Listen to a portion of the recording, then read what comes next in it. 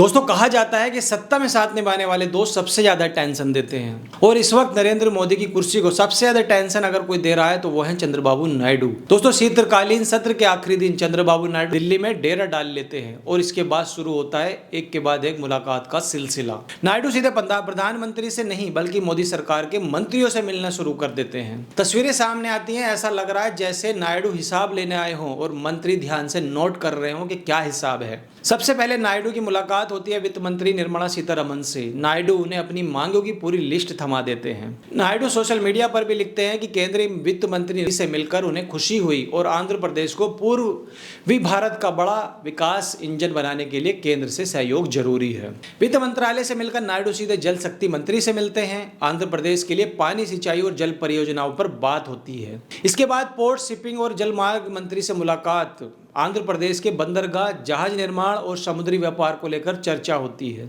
फिर नायडू मिलते हैं नितिन गडकरी से, मनोहर लाल खट्टर से, हरदीप सिंह पुरी से और आखिर में गृह मंत्री अमित शाह से भी उनकी मुलाकात होती है। मतलब साफ है, नायडू ने मोदी सरकार के हर बड़े पावर सेंटर पर दस्तक दी है। अब सवाल है नायडू आखिर चाहते क्या हैं।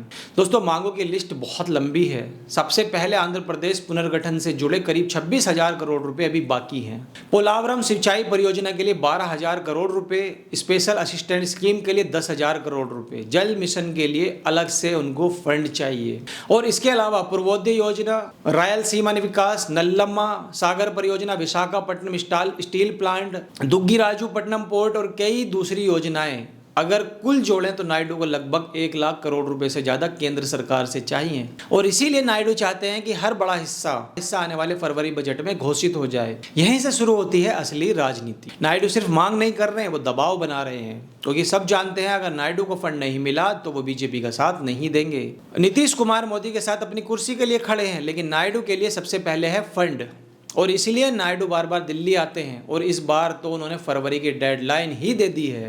दोस्तों नरेंद्र मोदी सरकार इस वक्त 2 बैसाखियों पर टिकी है। एक है नीतीश कुमार और दूसरे हैं चंद्रबाबू नायडू।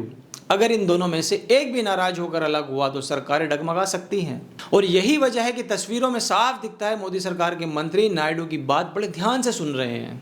दोस्तों बीजेपी का कोई सांसद अपने क्षेत्र के लिए इतनी आसानी से बात नहीं रख पाता, लेकिन नायडू रख पाते हैं क्योंकि नायडू के पास में है 16 सांसद और बीजेपी के पास खुद का पूरा बहुमत नहीं है केंद्र सरकार में। इसीलिए चंद्रबाबू नायडू का हल्के में लेना मोदी सरकार के लिए खतरे से खाली नहीं है। साथ ही साथ दिलचस्प बात यह है कि नायडू के दिल्ली से लौटते ही नीतीश कुमार भी दिल्ली पहुंच जाते हैं, प्रधानमंत्री से मिलते हैं, गृह मंत्री से भी मिलते हैं। दोस्तों मतलब साफ है, फरवरी बजट से पहले मोदी सरकार पर पूरा दबाव बनाया जा रहा है। नायडू की तस्वीरें और पोस्ट सीधा संकेत दे रहे हैं वो मांगने नहीं मनवाने थे।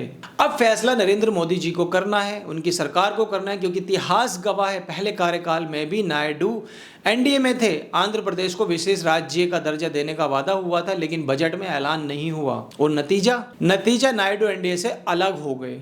अब एक बार फिर वो मांगों की पूरी फहरियत लेकर दिल्ली पहुंचे हैं। अब इस बार भी मांगे पूरी नहीं हुई तो नायडू बड़ा फैसला लेने से पीछे नहीं हटेंगे।